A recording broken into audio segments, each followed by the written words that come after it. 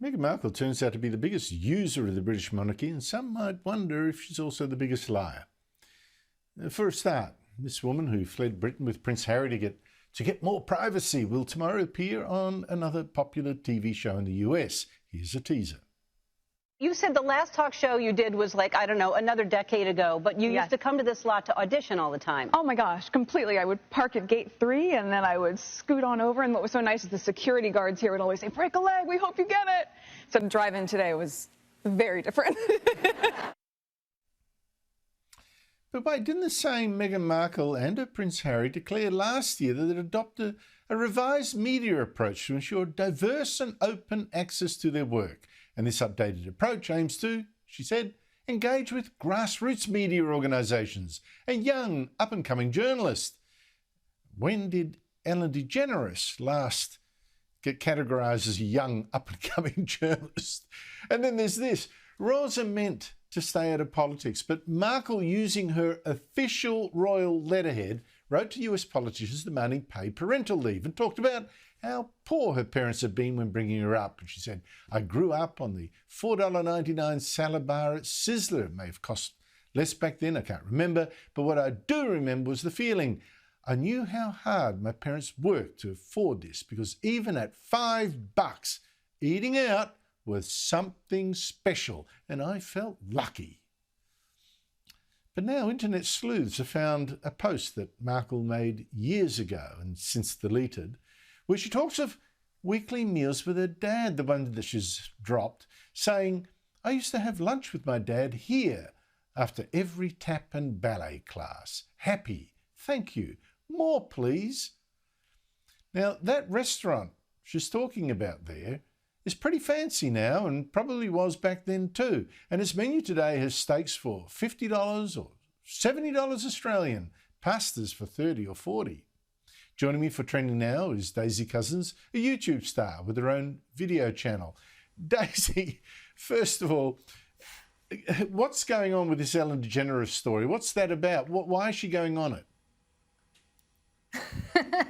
Well, look, Andrew, this seems to be the latest attempt by Meghan Markle to prove to the little people how just normal and relatable she is, although she is doing it while wearing a $4,000 Oscar de la Renta blouse, as was pointed out by a Today Show US correspondent Amelia Adams this morning, quite aptly. I thought, good on her. But look, honestly, it never ceases to amaze me how this woman who ostracized Prince Harry from the rest of his family, fled the UK and did so because she apparently wanted privacy, she wanted a normal life for her children, and she wanted to escape the tabloid scrutiny. Yet every step of the way since then, she's done nothing but avoid privacy, avoid normality, and invite a huge amount of media scrutiny. I mean, the cognitive dissonance, as we all know, was just insane. But I love the fact that you mentioned that her initial media strategy was to pay more attention to up-and-coming grassroots journalists. I was very interested when I saw that in their little statement. I thought, okay, wow, who are they going to talk to? You know, I'm all for that. But as you say, where are they? Ever since then, it's been Ellen DeGeneres, Oprah, Time Magazine, Netflix, Apple TV. I mean, for goodness sake, the closest thing that either one of them, I think, has got to up-and-coming grassroots journalism was when Prince Harry did a podcast with C-list Hollywood comedian Dax Shepard, and all they did was talk about how hard it is being wildly famous in Los Angeles. I mean, for goodness sake, the irony is inescapable. I'm looking forward to the Ellen DeGeneres interview. I really am. I think it'll be interesting. But honestly, Andrew, who on earth does Meghan Markle think she is fooling at this point? Sophie, I'm also curious. Prince Harry used to be very noisy in attacking the media for its coverage of his mother, Princess Diana. But he then signed a mega-million-dollar deal with Netflix and now says nothing when it runs the most trashy musical about his mother that also makes his grandmother, the Queen, seem like a real cow. Here's a bit of it. I'm Diana.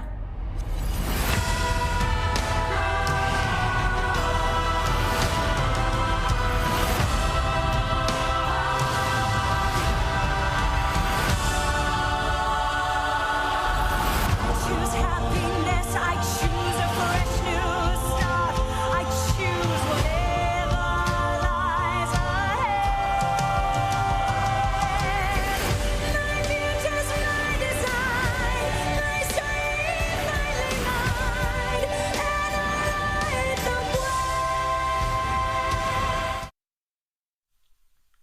Sophie, has Harry said a word about the show on the Netflix channel that signed him up? Well, Andrew, funnily enough, I can't find Harry coming out screaming about this. What a moment of trashiness was that we just put our viewers through. But I will say this woke couple, this is a case of don't bite the hand that feeds you. And Netflix are putting food on their table because they've signed multi-million-dollar deals with them. So Harry and Meghan have gone extremely quiet, which is highly unusual for this couple who seem to mouth off about everything and lecture us on what's right and what's wrong. I think this musical, from what I've seen, the snippets, it looks absolutely shocking. The reviews have been awful. And I think it completely goes against his stance against the media and his portrayal of his mother, yet he's said absolutely nothing. I've got to ask, has there been a more self-serving and hypocritical royal tour than the one that Prince Harry and Meghan Markle just orchestrated in New York? I mean, so shameless. In fact, it was fake. I've got to ask for a start why Harry was even there. He only recently told Oprah Winfrey he'd never wanted to be treated like a royal. I always wanted to be normal, as opposed to Prince Harry just being Harry. Well, he might want to be treated normal, but Meghan Markle obviously very much wants to play the royal. So off they went to New York with a cameraman in tow, apparently to film it all for their Netflix documentary, with Harry also clearly wired for sound.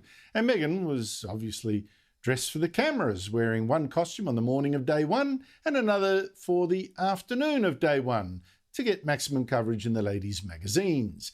The whole 3-day trip was orchestrated to mimic a royal tour, with the security, the media roped off, the vacuous meetings organised with dignitaries, so-called, to exchange platitudes and offer the royal encouragement as everyone posed for the cameras or soulfully stared at a wreath for the 9/11 dead and hugged students at a poor school, although the dignitaries that Harry and Meghan managed to agree to all this were pretty low rent. I mean, the best that they could get for face-to-face meetings was the US ambassador for the United Nations, who later tweeted that they had an important discussion on the virus and racial justice and mental health. Which makes me wonder, how do you have an important discussion? I mean, did it so important that it changed the ambassador's mind? It changed US policy? We're going to read about it tomorrow? It seems to me what the ambassador really meant was that they all felt important sitting there, self-important, in fact, sitting on the couch exchanging slogans as the cameras clicked. Now, if you think I'm too hard, I've got to say that this tour was full of not just empty gestures, but such obvious hypocrisy. For instance, one stop on the tour was to allow Meghan Markle to read a book to students, and it wasn't just any old book, it was her own book, with Harry again relegated as an extra to his wife's ambitions. He was sitting amongst the kids, and that's obviously just going to help her book sales. But the hypocrisy here, Meghan Markle says this book was meant as a tribute to fathers, which is rich since she's disowned her own father and helped Harry sort of split from his own. And then these Hollywood royals went on to a big global event concert, a global citizens concert they called it, to speak more platitudes about fighting the virus. Look at all of us here, 60,000 strong, together in New York City! Are we prepared to do what's necessary to end this pandemic? Now, if you thought the cheers were a bit muted when, let's all fight the virus together, that's maybe because another bit of hypocrisy. Harry was talking to a 60,000 big crowd that didn't seem that committed to social distancing for a start. And then at the end of this fake royal tour, Harry and Meghan were also big global warming warriors, remember? They flew home in a private jet. Joining me from London is Brendan O'Neill, editor of the online magazine Spike. Brendan, please explain this tour because it's got me beat. Complete hypocrites, as you say. I mean, these are the people who said that they didn't really want to be royal, they just wanted to be left alone, and now here they are parading around. You can't open a newspaper without seeing these two people. You know, they always say that we invade their lives. Actually, it's they who invade our lives. You know, they're constantly in the press, they're constantly on TV. I just think to myself, leave us alone. But, you know, it's this thing where they said they wanted to be normal, but in fact, what they're doing is actually quite serious. They're trying to set up an alternative to the monarchy, an alternative form of royalty. And I think the Queen and others in the actual palace should be pretty ticked off about that, and they probably are. I think you're absolutely right. This is an alternative royal thing with no real responsibilities, you know, and well dressed. They get she gets to wear top designer couture. Now, how is this all going down in Britain, though? Not very well at all. I mean, I think what's really happening is that this is a clash. This is like a Shakespearean clash between the House of Sussex and the House of Cambridge, which of course is William and Kate, because that's where the real tussle is, over the younger members of the royal family and the question of who really represents the spirit of the royal family. Now, as I'm sure some of your viewers will be aware, I'm a Republican. I would prefer not to have a monarchy at all. But the attitude of most people in Britain is that William and Kate are far better representatives of the public duty that monarchical life requires, whereas Harry and Meghan have become these self-interested, narcissistic, wealthy celebrities who are constantly just walking around having paparazzi clicking at them and making their banal statements about the state of the world. So the preference in this country is unquestionably for the William and Kate style rather than the Harry and Meghan style.